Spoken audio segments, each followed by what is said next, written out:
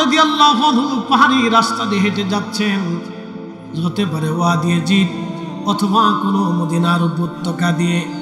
এমন সময় গম্ভীর ভাষায় একটা সালামের আওয়াজ আসলো। আসসালাতু আসসালামু আলাইকা ইয়া রাসূলুল্লাহ। নবীজি বললেন, আমার সালামের গম্ভীরতায় বোঝা যায় কোনো মানুষের আওয়াজ না। দাঁড়াও তো দেখি কে আসলো।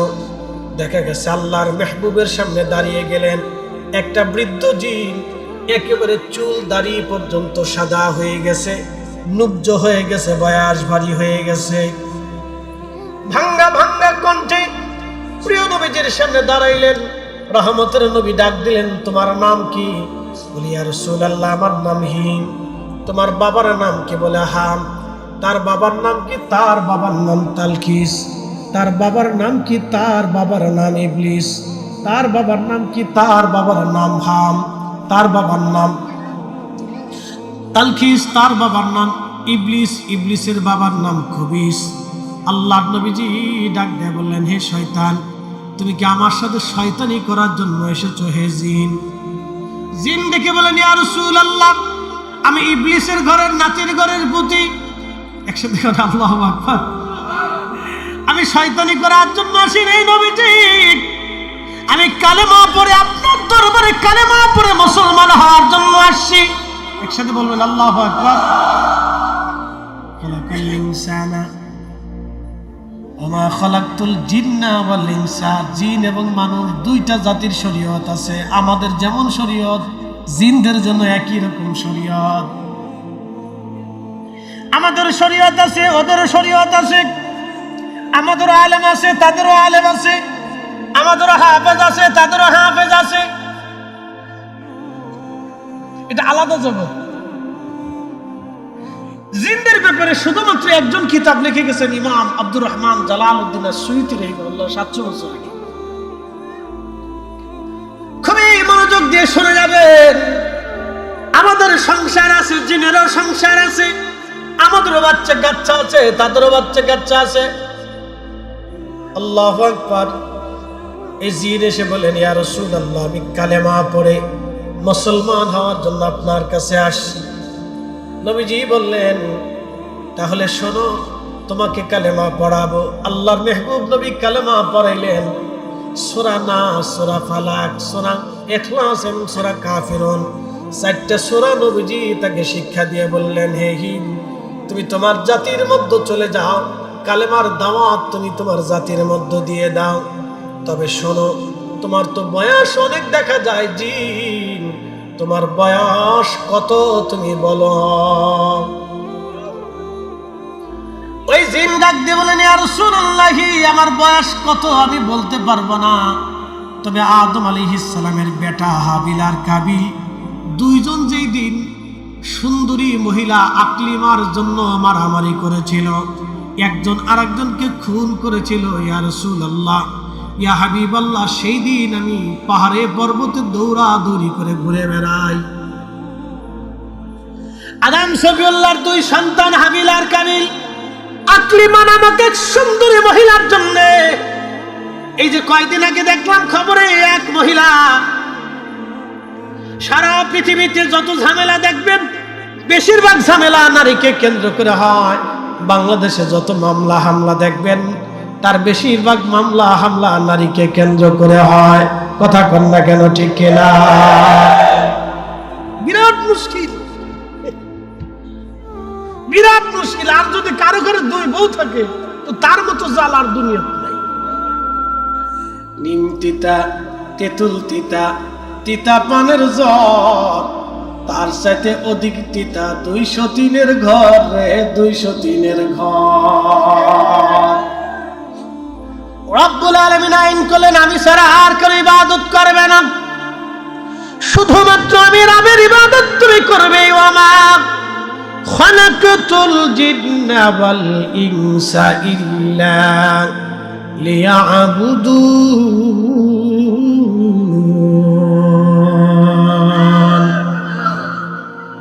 জিন এবং মানুষ, এই যে ভূখণ্ডের উপর আপনি বসে আছেন, যে মাটির উপরে আজ আপনি বসে আছেন, যে দই খাওয়াতে আপনি বসবাস করেন, এখানে জিনেরা বসবাস করত, জিনেরা আবাদ করত।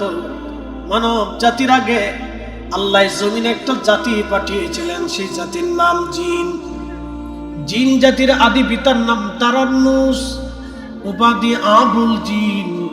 ওয়াখালাকাল জান্না মিন মারিজিন মিন নার।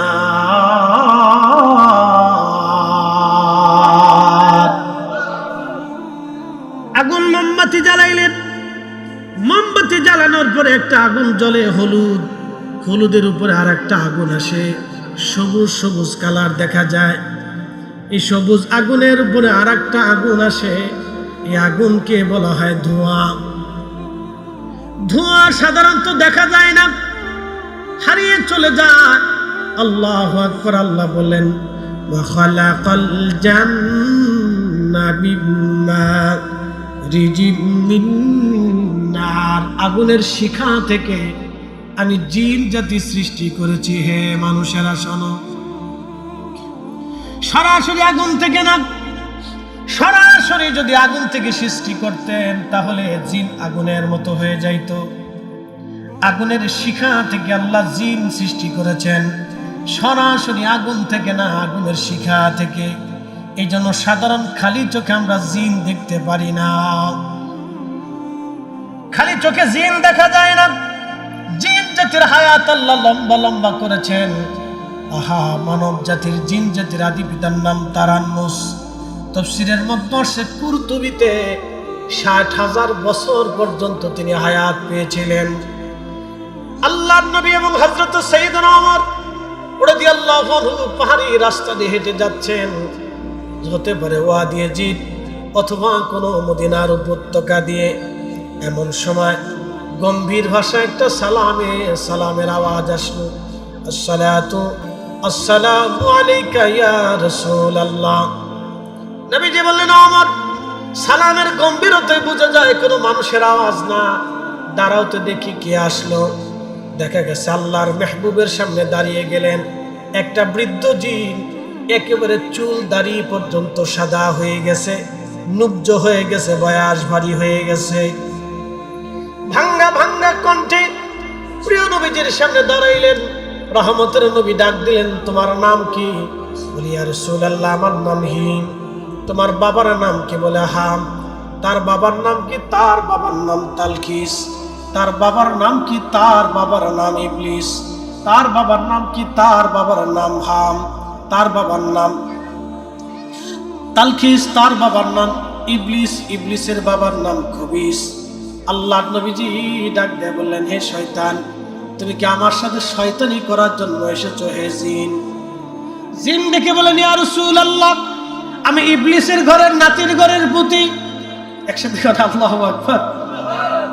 আমি শয়তানি করার জন্য আসি নাই নবীজি, আমি কালেমা পড়ে আপনার দরবারে কালেমা পড়ে মুসলমান হওয়ার জন্য আসছি। একসাথে বলবেন আল্লাহু আকবার। খালাকাল ইনসানা ওয়া মা খালাকতুল জিন্না ওয়াল ইনসা। জিন এবং মানুষ দুইটা জাতির শরীয়ত আছে। আমাদের যেমন শরীয়ত, জিনদের জন্য একই রকম শরীয়ত। আমাদের শরীয়ত আছে, ওদেরও শরীয়ত আছে। আমাদেরও আলেম আছে, তাদেরও আলেম আছে। আমাদেরও হাফেজ আছে, তাদেরও হাফেজ আছে। এটা আলাদা জগৎ। জিনদের ব্যাপারে শুধুমাত্র একজন কিতাব লিখে গেছেন ইমাম আব্দুর রহমান জালালউদ্দিন আস-সুয়ুতী রাহিমাহুল্লাহ ৭০০ বছর আগে। খুবই মনোযোগ দিয়ে শুনে যাবেন। আমাদের সংসার আছে, জিনেরও সংসার আছে। আমাদেরও বাচ্চা কাচ্চা আছে, তাদেরও বাচ্চা কাচ্চা আছে। আল্লাহু আকবার। এই জিন এসে বলেন, ইয়া রাসূলুল্লাহ, আমি কালেমা পড়ে মুসলমান হওয়ার জন্য আপনার কাছে আসছি। নবীজি বললেন, তাহলে শোনো, তোমাকে কালেমা পড়াবো। আল্লাহর মেহবুব নবী কালেমা পড়াইলেন। সূরা নাস, সূরা ফালাক, সূরা ইখলাস এবং সূরা কাফিরুন, ৪টা সূরা নবীজি তাকে শিক্ষা দিয়ে বললেন, হে হিম, তুমি তোমার জাতির মধ্যে চলে যাও, কালেমার দাওয়াত তুমি তোমার জাতির মধ্য দিয়ে দাও।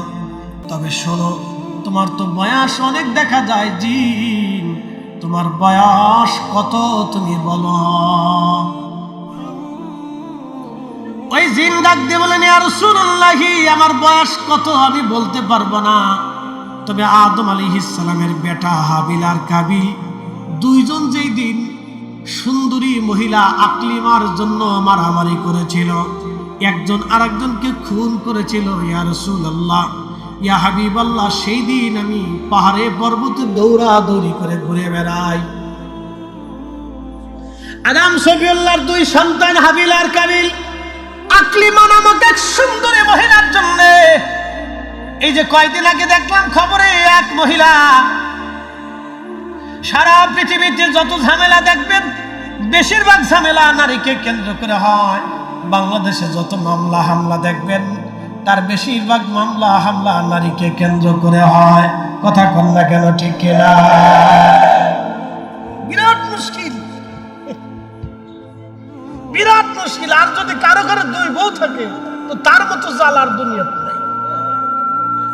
নিম তিতা, তেঁতুল তিতা, তিতা পানের জ্বর, তার সাথে অধিক তিতা 203-এর ঘর রে, 203-এর ঘর। দুনিয়ার থেকে যদি জাহান্নাম দেখতে চান তো 2-3টে বিয়ে করেন, না অসুবিধা নেই, করেন। যদি খুশি মনে চাই করেন, অসুবিধা নেই। না সুযোগ আছে, আল্লাহ রুখসুখ দিচ্ছে, 4টে পর্যন্ত করতে পারে। কিন্তু আইন হচ্ছে, আল্লাহ বলছেন যদি তুমি সীমানা রক্ষা করতে পারো, ইনসাফ প্রতিষ্ঠিত করতে পারো, তবে তুমি 4টে করতে পারো। আর যদি না পারো তো একটাই ভালো। ফারাফারি করে লাভ নাই। তো এই জাতির সাথে যুদ্ধ করতে গেলে পরাজিত হইতে হয়। কি কথা কর না কেন? না, এই জাতির সাথে যুদ্ধ করতে গেলে পরাজিত হইতে হবে। বিপদ আছে। আপনি যত বড় বুজুর্গ হন, বউ যদি আপনার বিরুদ্ধে মামলা করে থাকে, হুজুর মনে সুবিধার লোক না। কি কথা কর না কেন? হুজুর মনে সুবিধার লোক না, ফেরা আছে, ফেরা আছে। তো খুব ভালো করে শুনবেন, জিনদেরকে এবং মানুষদেরকে আল্লাহ সৃষ্টি করেছেন ইবাদত করার জন্য। এই জন্য জিনেদেরও শরীয়ত আছে। জিনেরা চলে গেল, যদিও মানব জাতির ভিতরে জিনেরা বাস করে না। জিনদেরকে আল্লাহ পাহাড়ে, পর্বতে, জঙ্গলে, সাগরে, নগরে পাঠিয়ে দিলেন। আল্লাহ মরুভূমির ভিতরে পরিত্যক্ত অঞ্চলে জিনদেরকে আল্লাহ পাঠাইলেন। এই জন্য জিনেরা আমাদের থেকে আল্লাহ তাদেরকে দূরে সরাই দিলেন। একবার আওয়াজ তুলে বলা যাবে কি মারহাবা? অসুবিধা নাই তো? ভাষাগত ঠিক আছে তো? আপনাদের আঞ্চলিক ভাষাটা আবার একটু অন্যরকম। সিলেটে গেলে আর এক রকম, কিন্তু বালা শুনি বা হিতা খাইতারে সকালেও খাইতা না, বিয়েলেও খাইতা বউ করে। চট্টগ্রামে যদি যান তাহলে কি যে বলবে, ও আপনি নিজেও ছাতা বুঝবেন না, খালি চাই দেখবেন যে এটা কি বাংলাদেশে আছি না কোন দেশে আছি। এক এক রকমের এক এক ভাষা, ভাষাগত টানে। সবই মায়ের ভাষা। মায়ের ভাষা সুন্দর, মা শিখেছে আমরা, এটা মার ভাষা। তো আল্লাহ মানুষ এবং জিন দুইটা জাতিকে সৃষ্টি করলেন আল্লাহর গোলামি করার জন্য। এই জন্য কোরআনের এক আয়াত আল্লাহ বলছেন, আমি আপনাদেরকে আরেকটু বুঝাচ্ছি, সূর্য কি আমাদের আইনে চলে না আল্লাহর আইনে চলে? আমাদের দেশের ঋতুর পরিবর্তন কি বৈজ্ঞানিক সূত্রে না আল্লাহর সূত্রে? আমাদের দেহের স্বাস্থ্য, ত্বক, চুল পাকাপাকি, অসুস্থতা, রোগ নিরাময়, এটা কি বিজ্ঞানের সূত্রে না আল্লাহর সূত্রে? আমাদের মৃত্যুটা কি বিজ্ঞানের সূত্রে না আল্লাহর সূত্রে? তাহলে আমাদের আছে কি আর আল্লাহর আছে কি আর বিজ্ঞানের আছে কি? বুঝেন নাই? প্রশ্ন জটিল, উত্তর সহজ। আমাদের আর বিজ্ঞানের কিছুই নাই, সব আল্লাহ। কি কথা বল না কেন? একসাথে বলে সব কার, সব কার। আরো জোরে বলে সব কার।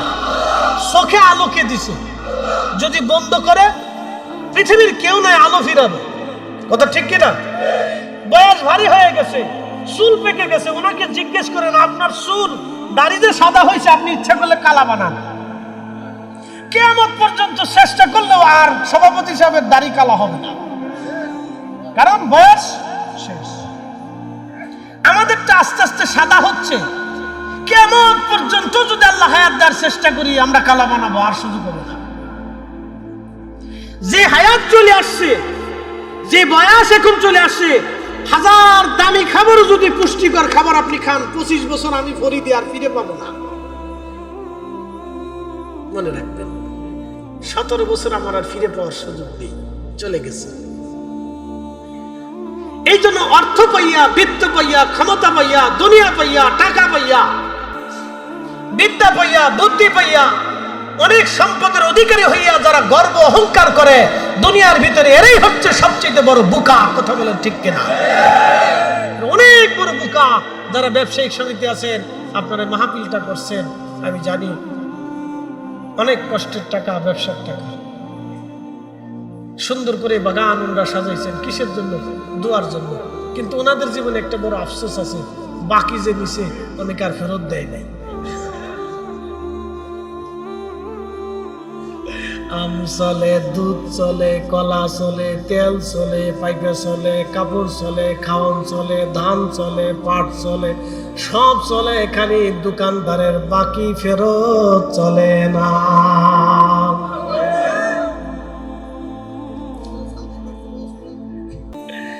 যারা দোকানদারের টাকা মাল বাকি নিয়ে আর কখনো দোকানের সামনে আসেন নাই, শুনে যাবেন, গুনে গুনে বুঝে বুঝে ফেরত দিবেন।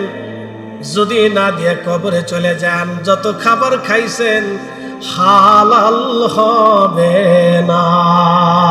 ঠিক কিনা?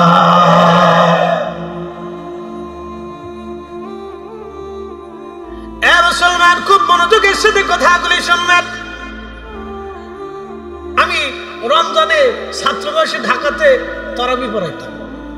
তো ব্যবসায়িকরা নামাজ পড়ার সুযোগ পাইত না মসজিদে, তাদের একটা ব্যবসার টাইম আছে। পুরান ঢাকার ব্যবসা তো কাপড়ের ব্যবসা। তো শাসার দোকানে আমি বসে রয়েছি, এক পাওনাদার এসে বলতেছে, হাজি সাহেব, আজকে তো আমার তাগাদা ছিল, টাকা দেওয়ার কথা। তা হাজি সাহেব বলতেছে, আল্লাহর কসম করে ভাই আমার কাছে টাকা নেই, পরে সোমবারের দিন এসে টাইম দিয়ে দিচ্ছে, 1 সপ্তাহ বাড়াইছে। তা আমি দোকানে বসে দিছি, ইফতারির টাইম হয়েছে, তো কর্মচারী বলতেছে, বেটা ইফতার নিয়ে আয়। তো ডয়ের টান দেওয়ার পরে দেখি ডয়ের ভিতরে লাখ লাখ টাকার বান্ডিল। তা আমি জিজ্ঞেস করলাম, কাকা কিছুক্ষণ না আগে বললেন যে আল্লাহর কসম 1 টাকাও নাই, তা আপনার বান্ডিল ভরা টাকা, এই টাকা করতে আসলো? ফাওনাদার যে ফাওনা নিয়ে না নিয়ে চলে গেল, কেমন হইল? তোমরা মোল্লা মানুষ ফরের ব্যাগ খাও, ব্যবসা বুঝো কি? মোল্লা মানুষ ফরের ব্যাগ খাও, ব্যবসার বুঝো কি? আমি বললাম, কাকারে এই ব্যবসা যদি বুঝতাম তাহলে মূল্য হইতাম না, আপনার মতো হাজিয়ে দিত। বাংলাদেশের সিস্টেমটাই অন্যরকম। বাকি দাও, বাকি আনো, বাকির নাম ফাঁকি। পৃথিবীর উন্নত বিশ্বে তো যাবেন, নগদ আনবেন, নগদ বেচবেন, নগদ কিনবেন, বাকি ঝুঁকির কোনো সিস্টেম নাই। কথা কন না, ঠিক কিনা? বাংলাদেশে শুধু এই একটা সিস্টেম, এই সিস্টেমটা বাংলাদেশ থেকে চিরতরের জন্য দাফন করার দরকার। হ্যাঁ, ঠিক না? শুধু এটা বহু মারামারি হয়, দরাদরি হয়, এবং বহুজন আছে জীবনে বহু হজ করছে, কিন্তু দোকানদারের পাওনা আর কোনোদিনই ফেরত দেয়নি। বহু আছে।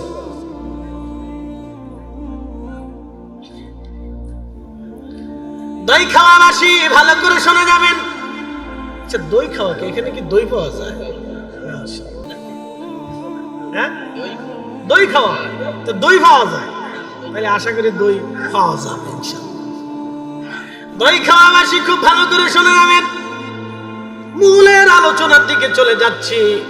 সব যদি আল্লাহর হয়, তখনই আল্লাহ বলেন, ইয়া মাশারাল জিন্নি ওয়াল ইনসি ইন ইসতাতা'তুম আন তানফুযু মিন আকতারিস সামাওয়াতি ওয়াল আরদি ফানফুযু লা তানফুযুনা ইল্লা বিসুলতান।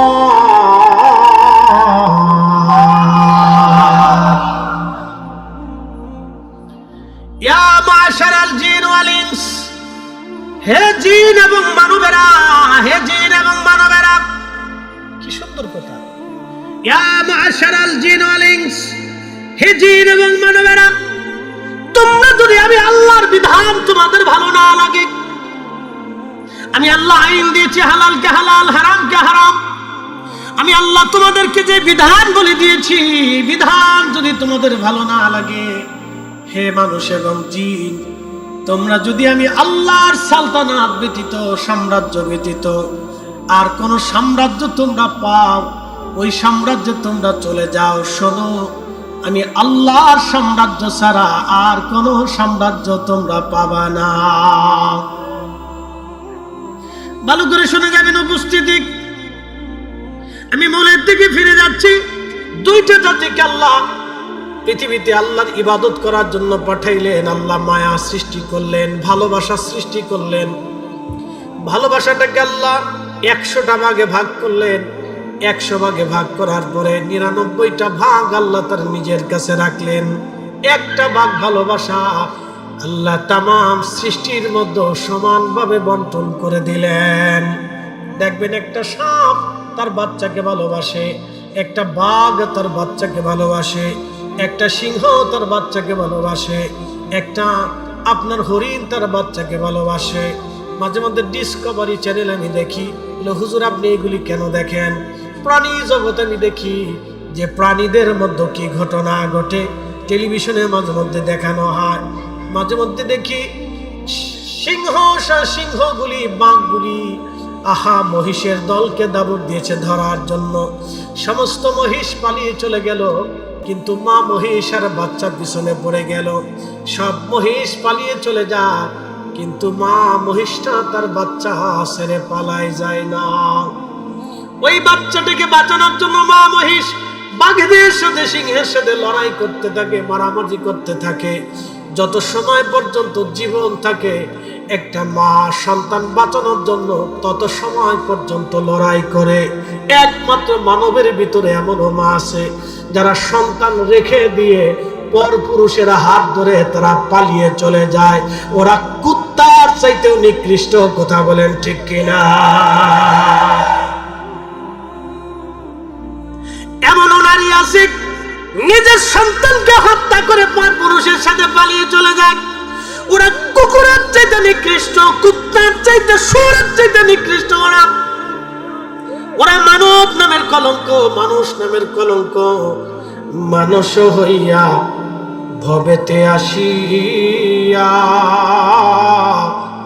মানুষের করিলাম কি? দই খাওয়াবাসী ভালো করে শুনে যাবেন।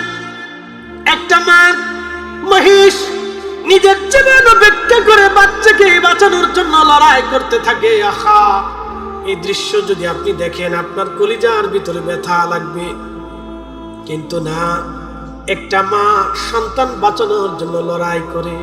এই জন্য আল্লাহ বললেন, বান্দারে আমার ইবাদত করবা, আমি ছাড়া আর কারো ইবাদত তুমি মনোযোগী হবে না। এরপরে আল্লাহ বললেন, বাধ্যতা করে দিলাম তোমাদের জন্য, ওয়াবিল ওয়ালিদাইনি ইহসানা।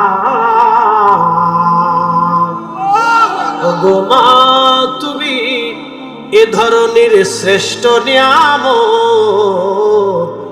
তোমারই পদ তলে রয়েছে জান্নাত। গো মা, তুমি এ ধরনের শ্রেষ্ঠ নিয়ামত,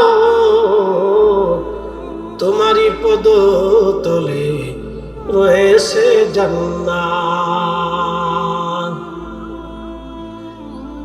এরপরে আল্লাহ আরো বললেন, আল্লাহ থামেন নাই। আল্লাহর কোরআন থেকে যদি আপনি বুঝেন আল্লাহ থামেন নাই। এরপরে আল্লাহ বলেন, ইম্মা ইয়াবলুগান্না ইনদাকাল কিবারা আহাদুহুমা আও কিলাহুমা ফালা তাকুল লাহুমা উফ। ইম্মা ইয়াবলুগান্না ইনদাকাল কিবার। হে মানব, হে বান্দা, তোমার পিতামাতা যদি বৃদ্ধ হয়ে যায়, বয়স হয়ে যায়, যুবক রে, আপনাদেরকে বলি মাঝে মধ্যে দেখবেন কিছু মুরব্বীরা চার দোকানে চুপচাপ বসে থাকে। কি কথা কন না কেন? কিছু মুরব্বীরা চার দোকানে চুপচাপ করে বসে থাকে, চার দোকানে চুপচাপ করে বসে থাকে। এ যুবক, আপনাকে বলি, যদি পয়সা করি কাছে থাকে, ওই মুরব্বী বাবাকে এক কাপ চা খাবেন, কিছু বিস্কিট কিনে দিবেন, অথবা বলবেন বাবা কিছু খাইতে মন চাইলে বলেন। কারণ ওই বৃদ্ধ বাবাটা কারো বাবা, হয়তো টাকার অভাবে দোকানে বসে আছে, দিন শেষে এক কাপ চা হয়তো তার বরাদ্দ হয়েছে, ছেলেটা দিন মজুরি করে পয়সা করে হয়তো দিতে পারে নাই, খেতে মন চায় কিন্তু পকেটে পয়সা নাই।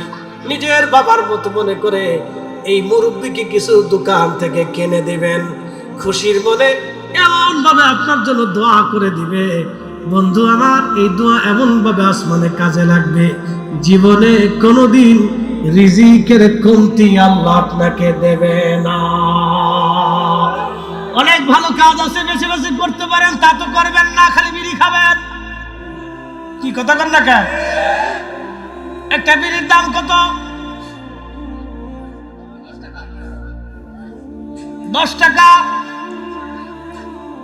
ধরেন হচ্ছে বিড়ি সিগারেট, যেটি আগে তো নাম বিড়ি ছিল। একটা বিড়ির দাম 10 টাকা। প্রত্যেক দিন একজন কয়টা বিড়ি খান? 10টাই ধরলাম। যারা বিড়ি খান শরম পেয়েন না, আমি আপনাকে হিসাব দিতেছি না, লজ্জা দেব না। আল্লাহ শরম দিতে নিষেধ করছেন। আল্লাহ উদউ ইলা সাবিলি রাব্বিকা বিল হিকমাতি ওয়া মাউইদাতিল হাসানা। আল্লাহ বলেন ওয়াজ করো, মানুষকে নসিহত করো, বুঝাও হিকমত দিয়ে, কোরআন সুন্নাহ দিয়ে বুঝাও। এরপর বলেন মাউইদাতিল হাসানা, সুন্দর শব্দ দিয়ে, চমৎকার ভাষা দিয়ে এবং আদর্শ হাক দিয়ে, মহাব্বত দিয়ে তুমি তারে বুঝাও। মুসা আলাইহিস সালামকে আল্লাহ পাঠাইছে ফেরাউনের কাছে। মুসা আলাইহিস সালাম একটু জালালি ছিলেন, আর ওই মুখে আগুন লাগার কারণে তুতলা হয়ে গেছিলেন, এই জন্য খুব রাগ করতেন। তো মুসা আলাইহিস সালামকে দাওয়াত দেওয়ার আগে আল্লাহ বুঝাই বলেন, মুসা রে, দাওয়াত তো ফেরাউনকে দিবা, ও কিন্তু কাটটা কাফের, নিজের খোদা দাবি করছে, তো দাওয়াত দেওয়ার সময় তুমি তার সুন্দর সুন্দর ভাষা দিয়ে দাওয়াত দিও। এই জন্য বক্তারা যদি কর্কট হয়ে যায় আর ভাষা যদি অসুন্দর হয়ে যায়, তখন এই শ্রোতাদের এগুলি কলিজার ভিতরে ঢুকে না। কারণ আল্লাহর ওয়াজ, আল্লাহর সিদ্ধান্তের বাহিরে গেলে কোনোটাই কাজ হবে না, মনে রেখে। এই জন্য বক্তাদেরও হিসাব কিতাব করে আল্লাহর সিস্টেমে ওয়াজ করতে হবে, আল্লাহর সিস্টেমের বাইরে গেলে হবে না। সে যেই ভুলই করুক, আল্লাহর সিস্টেমের বাইরে যাওয়া যাবে না। মত ভিন্ন হতে পারে, পৃথিবীতে বহু মতের মানুষ ছিল, এখনো মত আছে, 4 মাযহাব আছে, আরো মাযহাব আছে। হারামে যাবেন, নামাজে দাঁড়াবেন, আমরা তো বুকে হাত বাঁধবো না নাবিতে বাঁধবো, এটা নিয়ে বাংলাদেশে যুদ্ধ করতেছি, নিয়মিত যুদ্ধ হয়, এটা অনলাইন যুদ্ধ। বাপরে বাপ, যুদ্ধ কারে করে? একদল আছে বুকের উপরে হাত বাঁধাবে, যে কথা হলো বুকে বাঁধতেই হবে, আর আমরা আছি নাভিতে বাঁধতেই হবে। এই বুকে আর নাভির উপরে বাঁধাবাঁধি নিয়ে অনলাইনে বিরাট তর্ক যুদ্ধ চলতেছে। আচ্ছা বলেন তো, এই তর্ক যুদ্ধের মাঝে আমরা কি ফায়দা পাইছি? আমাদের তো আল্লাহ এই জন্য দুনিয়াতে পাঠাই নাই, আমাদের দায়িত্ব ছিল মানুষদেরকে দুনিয়াতে ইনসাফ প্রতিষ্ঠিত করা। কথা বলেন ঠিক কিনা? আমরা আমাদের দায়িত্ব বাদ দিয়া যেটা করার দরকার ছিল সেটা করতে পারি নাই।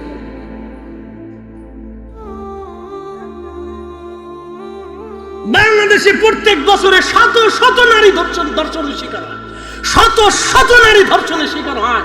কালকেও দেখলাম যে ঘরের ভিতরে ডাকাত দল ঢুকে সন্তানের গলার উপরে ছুরি ধরে মাকে পর্যায়ক্রমে তারা ধর্ষণ করেছে।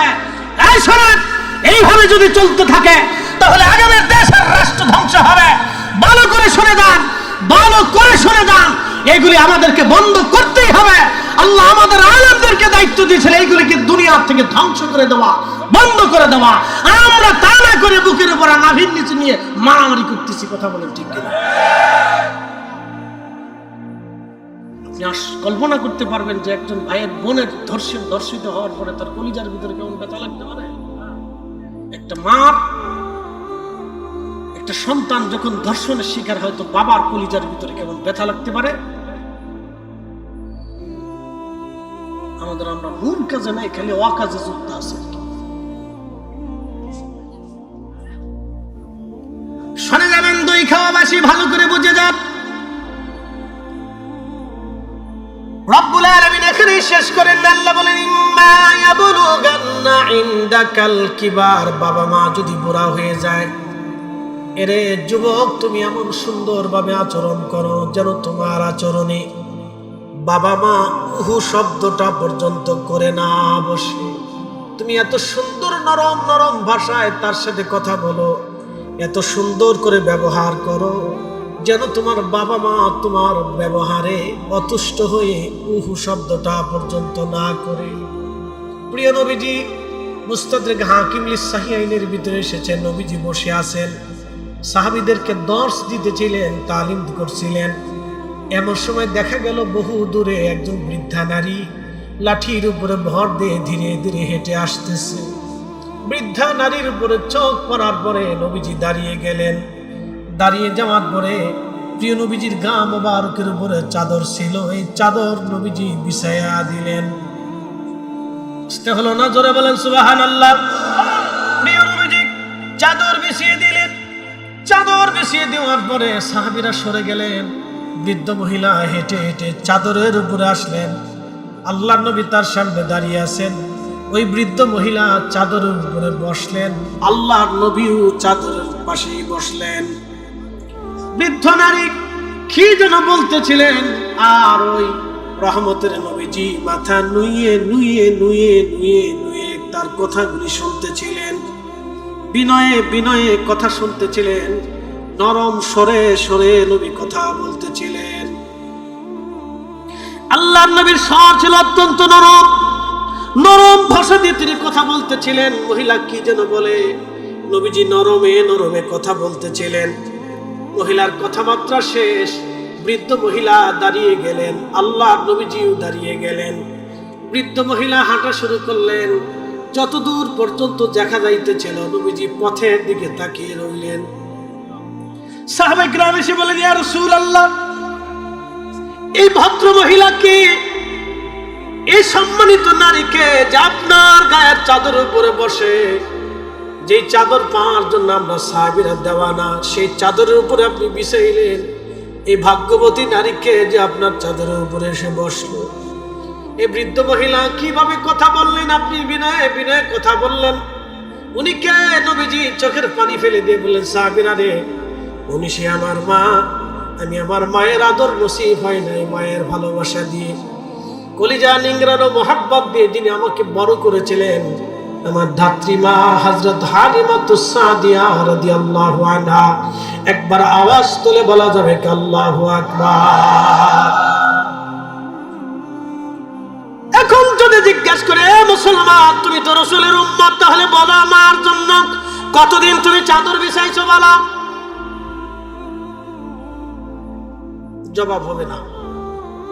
100%-এর ভিতরে 80%-এর জবাব আসবে। যদি জিজ্ঞাসা করি, যুবক, হে বৃদ্ধ, হাত বাড়াও তো, তুমি তোমার মায়ের পায়ের মধ্যে কতবার চুমা লাগাইছ?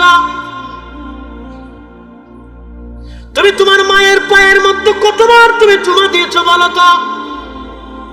100%-এর ভিতরে 99 জন পাওয়া যাবে না। বলে, হুজুর এই কথা কেন বলতেছেন? বলি শুনে যান। ছোট্টকালে মা আপনাকে দুলি দুলি আদর করে করে হাতে পার মধ্যে তেল দিয়ে দিয়ে মা আপনার পায়ের মধ্যে চুমা লাগাইতো। কথা বলেন। আপনার শরীরে তেল দিয়ে, আমার শরীরে তেল দিয়ে, হাতে পায়ের মধ্যে তেল দিয়ে মা আমাকে খুশি করার জন্য পায়ের মধ্যে চুমা লাগাইতো। মায়ের মুখের মধ্যে পা দিয়ে দিয়ে মা আমার আনন্দ দিত। মায়ের কোলের ভিতরে বুকের মধ্যে আমার পাটা ধরে ধরে মা আমাকে আনন্দ দিত। যুবক রে, মার পায়ের মধ্যে কতবার জীবনে চুমা লাগাই হক আদায় করছো বলো? জিজ্ঞেস করলে 100 জন মানুষের ভিতরে 99 জন মানুষ খুঁজে পাওয়া যাবে না। এই জন্য ওয়াজ বুঝে যাবেন, শুধু বুঝে গেলে হবে না, বাড়ি পর্যন্ত ওয়াজ নিয়ে যাবেন। বাংলাদেশের মতো এত ওয়াজ পৃথিবীর কোনো দেশে হয় না, কোনো দেশে হয় না। কয়েকদিন আগে আমি মালদ্বীপ মাহফিল করে এসেছি, মালের ভিলা কলেজে। ভাইজান, মালের মাল ফুলে থেকে মানে মাঝখানে সুন্দর একটা সেতু আছে সাগরের উপরে, খুবই চমৎকার সুন্দর একটা দেশ। আমি মাহফিল করার পরে ছেলেরা বলল, হুজুর আসেন রাতের বেলা সাগরের পার থেকে ঘুরে আসি, ব্রিজের উপরে যাই, সুন্দর আবহাওয়া আসবে, সাগর সুন্দর দেখা যাবে। রাত্রিবেলা যাওয়ার সময় আমি হেঁটে হেঁটে গেলাম, রাস্তার পাশ দিয়ে বহু নারীরা হেঁটে হেঁটে যাচ্ছে। আমি বললাম রাত 2টা বাজে এখন, এত রাতে মালে হুলে মালের রাজধানীতে মেয়েরা হেঁটে যায়, কোনো পুরুষ কি তাদেরকে ধরে না? ছেলেগুলি বলল হুজুর এটা বাংলাদেশ না, এটা মালদ্বীপ। হুজুর এটা উন্নত বিশ্ব। সারা রাত্র যদি কোনো নারী সারা রাজধানীর রাস্তাঘাট দিয়ে সাগরের পাড় দিয়ে হাঁটে, একটা ছেলেও তাকে ধরতে যাবে না, একটা যুবক তাকে ছবে না, তাকে জিজ্ঞাসাও পর্যন্ত করবে না।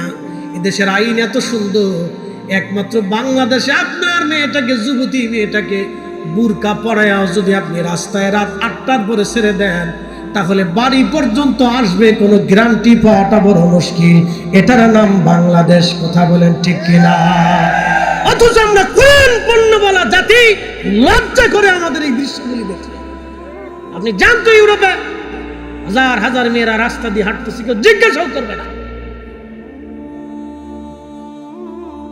ওরা তো খাওয়ার আগে মদ খায়, খাওয়ার পরে মদ খায়, খাওয়ার ভিতরে মদ খায়। আর আমরা কোন পণ্যওয়ালা জাতি, কালেমা গ্রহণ করনেওয়ালা জাতি, এখনো ওজনে কম দেই, মালে ভেজাল দেই, খাবারে ফরমালিন দেই, এখনো পর্যন্ত আমরা দুধে ভেজাল দেই। কথা বল না কেন? আর ওদের দেশে মদে ভেজাল নাই না, ওরা মদেও ভেজাল দেয় না, আমরা দুধে ভেজাল দিই। মাঝে মধ্যে চিন্তা করি ঢাকার শহরে দুধ খাই না বুড়িগঙ্গার পানি খাই, আল্লাহ জানে। হ্যাঁ, আপনি বুঝেন যে আমাদের ডিমোশন কত। অথচ বাংলাদেশের এক সিজনে সারা বাংলাদেশে যত মাহফিল, সেমিনার, ধর্মসভা হয়, তাফসীর মাহফিল হয়, ওয়াজ দোয়ার মাহফিল হয়, সালানা ইসলাহি জলসা, খাতমে বুখারী, খাতমে কোরআন মাহফিল কত পরিমাণে বাংলাদেশে হয়। প্রত্যেক জুমাতে খতিব সাহেবরা প্রত্যেক জুমাতে বসে বসে ওয়াজ শোনা, তারপরে এই জাতির হেদায়েত নাই। এরপরে মসজিদ থেকে জুতা চুরি করে নিয়ে যায়।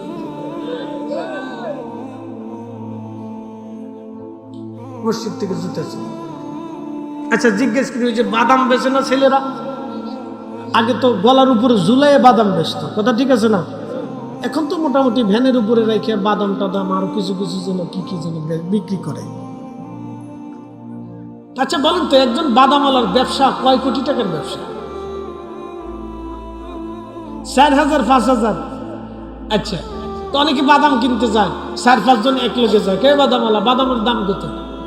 তো বাদামওয়ালাকে ভাই এই 100 গ্রাম 25 টাকা। মাপ কত? মাপ 250 গ্রাম মাপ। তো 250 গ্রাম মাপতে মাপতে এইদিকে 4-5 জনে 60-5টা করে খেয়ে ফেলেছে। আচ্ছা আপনারা বলেন, এই যে 60-5টা করে যে 25 গ্রাম খাইয়ে ফেললো, এটা সুন্নত না মুস্তাহাব? কোনটা? কোন আপনি বলেন, বলেন কোনটা? একসাথে বলেন, জোরে বলেন না আরো জোরে বলেন। একটা বাদামের জন্য কিয়ামতের ময়দানে বাদামওয়ালার পিছনে দৌড়াইতে হবে। হ্যাঁ, শুনে যাবেন, ওয়াজ শুনে যাবেন। এই জন্য রাহমাতুর নবী সারা জিন্দেগির চরিত্র ছিল, কোন সাহাবী কবরে দেওয়ার আগে আল্লাহ নবী জিজ্ঞেস করতেন তার ঋণ কি পরিমাণে আছে বলো। আমরা তো খালি আছি পারাবারের গুতাগুতি নিয়ে, মানুষ মরে যাওয়ার পরে কান দেব রে আব্বা রে। কিন্তু কোন ছেলে একটাবারও বলে না আব্বার ঋণ আছে পরিমাণে, আমি আসি, আমি ঋণ এখন মওকুফ করে দেব, আসেন যারা পাবেন নিয়ে যান, এই পরিমাণে আব্বার ঋণ আছে, অমুক অমুক পাবে। একটা ছেলেও বলে না।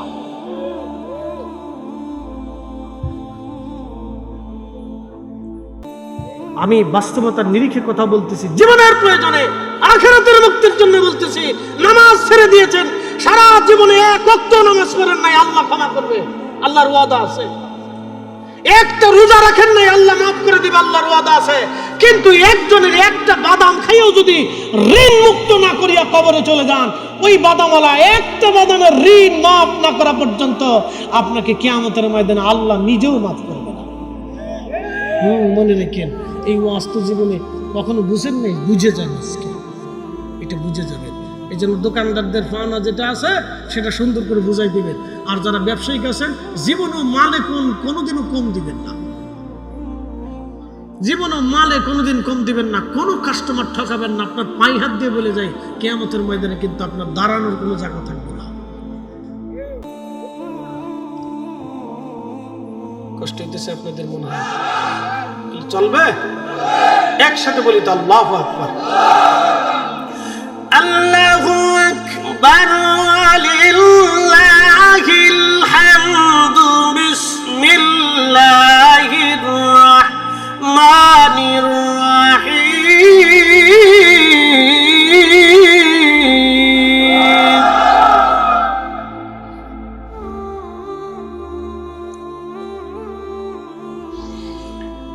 يا أيها الذين آمنوا اتقوا الله حق تقاته ولا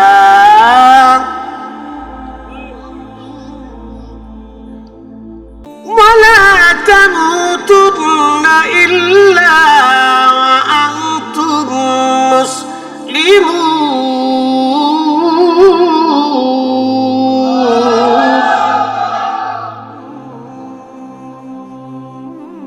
হে ইমানদার, আমি আল্লাহকে ভয় করো, হাক্কা তুকাতিহি, ভয় করার মতো ভয় করো।